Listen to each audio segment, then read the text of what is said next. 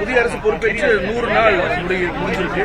இதுல மிக முக்கியமா இந்த 100 நாள்ல நாங்க என்ன புரிஞ்சுக்கிட்டோம் மக்களுக்கு? நீங்க ஒரே ஒண்ணு 3 தலைமுறையாக காத்துக்கிட்டு இருந்த ஒரு விஷயம், லஞ்ச லாவணியமற்ற அரசு.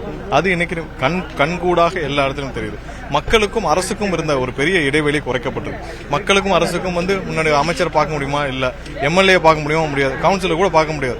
அவர்களுக்கும் ஒரு பெரிய ஒரு உயர்ந்த வர்க்கமாகவும் அரசியல்வாதிகள், ஒரு பவர்ல இருக்கவங்க, அதுவும் ஆளுங்கட்சியை சேர்ந்த கவுன்சிலர் இருந்து எம்எல்ஏ இருந்து அமைச்சர்ல இருந்து எல்லாரும் ஒரு உயர்ந்த வர்க்கமாகவும், ஒரு முதலமைச்சர் சார்ந்த ஒரு குடும்பம் ஒரு இதுக்காகவும் இருக்கும். அந்த இடைவெளி கண்டிப்பா குறைக்கப்பட்டிருக்கு.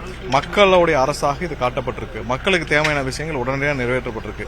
எந்த பிரச்சனையா இருந்தாலும் முன்னாடி லா அண்ட் ஆர்டர் விஷயத்தில் நிறைய மறைக்கப்படும், எஃப்ஐஆர் பதிவு செய்யப்படாது, எங்கேயுமே ப்ராசஸ் வயலேஷன் இருக்கும். இப்ப எந்த ப்ராசஸ் வயலேஷன் கிடையாது. என்ன நடைமுறை பண்ணிட்டு இருக்காங்க. நிதி நிலைமைகள் சீராக மக்களுக்கு ஒவ்வொரு ரூபாயும் பார்த்து மக்களிடம் போய் சேரும் அளவிற்கு இன்னைக்கு அரசு செயல்பட்டு இருக்கு. வர்ற காலங்களில் நிதிநிலையை சரி செய்துவிட்டு எல்லா திட்டங்களும் சீராக நிறைவேற்றப்படும்.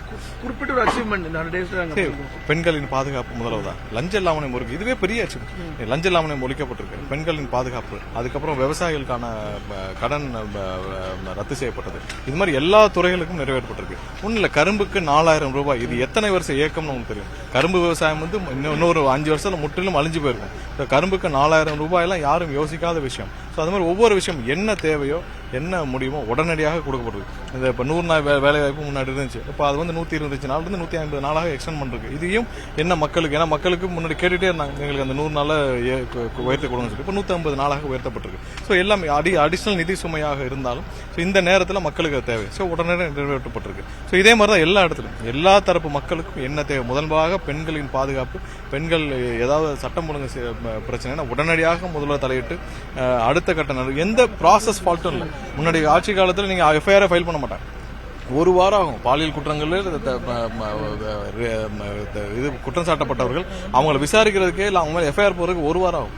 இப்ப அதெல்லாம் இல்லை, உடனடியாக விசாரணை இறங்கி அவர் நடவடிக்கை எடுக்கப்பட்டு வருது. எல்லாமே ஒவ்வொரு நாள்ல சரி பண்ணுவாங்க.